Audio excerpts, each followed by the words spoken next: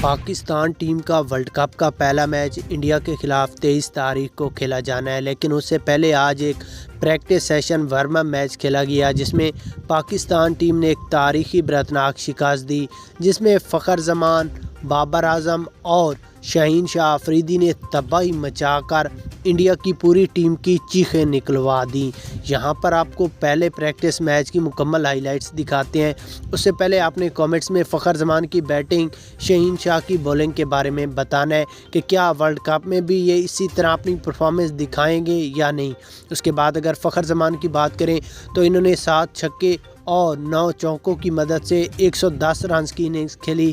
اس کے بعد بابر اعظم نے 50 رنز بنائے صرف 24 گیندوں پر۔ شاہین شاہ آفریدی کی بات کریں تو انہوں نے ایک اوور میں 3 کھلاڑیوں کو آؤٹ کیا، جبکہ ٹوٹل انہوں نے 4 وکٹیں حاصل کی اور پاکستان ٹیم نے ایک تاریخی برتناک شکست دی ہے۔